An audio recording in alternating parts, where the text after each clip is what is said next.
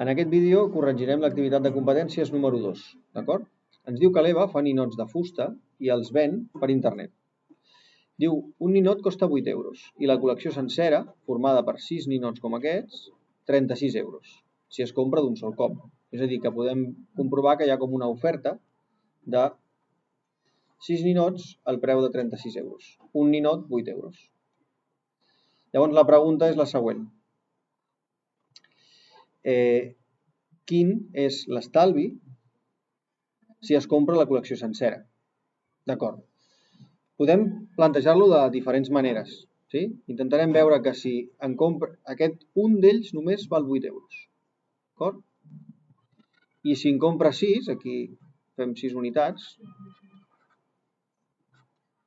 D'acord? Si els compres els 6, hi ha una oferta que et costa 36 euros. Per tant, la idea és, quant et costarien sense l'oferta, si els compres per separat? Està clar que serien 8 euros per 6 ninots, 48 euros. D'acord? Per tant, la diferència entre aquest preu i aquest preu és la resta dels preus. No? És a dir, si jo faig 48 menys 36, això són 12 euros. Per tant, aquesta és la diferència. Però no em demana la diferència en euros, sinó que me la demana en percentatge. Per tant, he de fer una regla de 3 o una proporcionalitat. Si el total són 48, jo estic buscant quan és 12 de 48 euros. I això vull l'equivalència sobre 100. D'acord? Això se soluciona dient x és 100 multiplicat per 12 i dividit per 48, que això em dona el 25%. D'acord?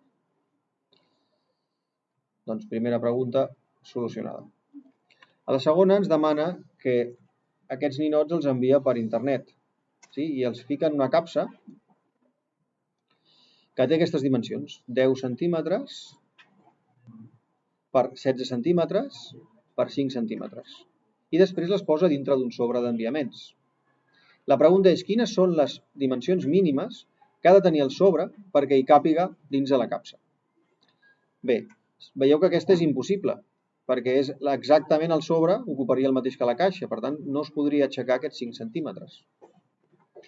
Aquesta també sembla que no té pinta perquè té la mateixa longitud que la caixa. Per tant, tan sols sobren 5 centímetres aquí que al pujar no donaria per això.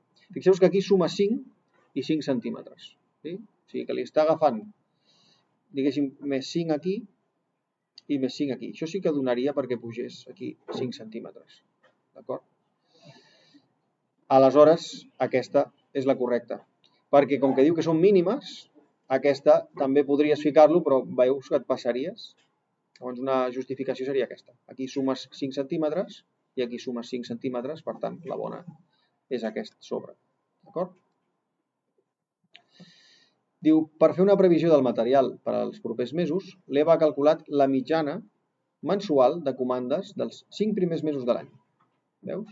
Li demanen 12 robots al gener, 18 robots al febrer, 10 robots al març, 16 robots a l'abril i 19 robots al maig. Quina ha estat aquesta mitjana? Com es fa la mitjana?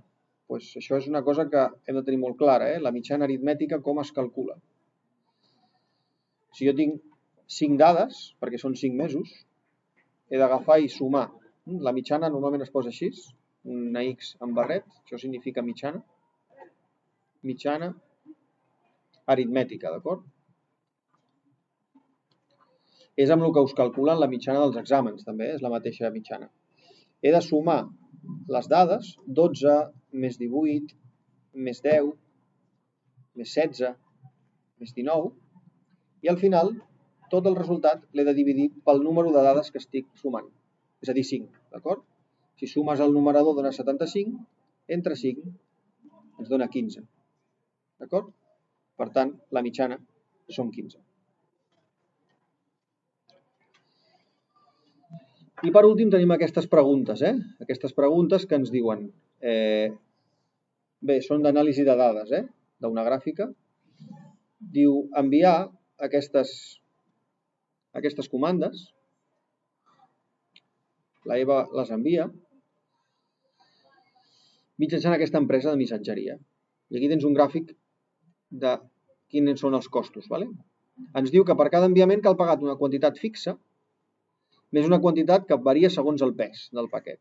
Observant el gràfic, quina és la quantitat fixa que cal pagar per cada enviament i quant cal pagar per cada quilogram de pes.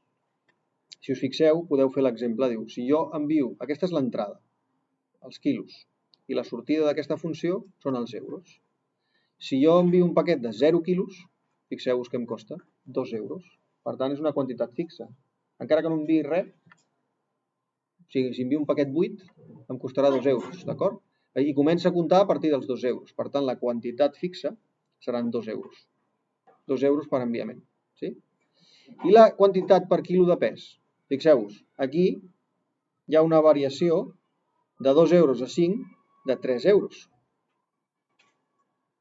I aquí hi ha una variació de 4 quilos, d'acord? I aquí varia 4 quilos. Llavors, què està variant? Està dient que cada 3 euros et costa, o sigui, 4 quilos. I et costa 3 euros per cada 4 quilos que envies. Si divideixes aquest 3 entre 4, et dona 0,75. I això què són? Euros per cada quilo. És una regla de 3 molt simple, si vols. Ho pots plantejar així o ho pots plantejar com una regla de 3. Sí? Fixa't. Aquí, per un quilo, quants euros et costarà? Doncs és dividir això, no? I multiplicar-ho per 1. La X serà això.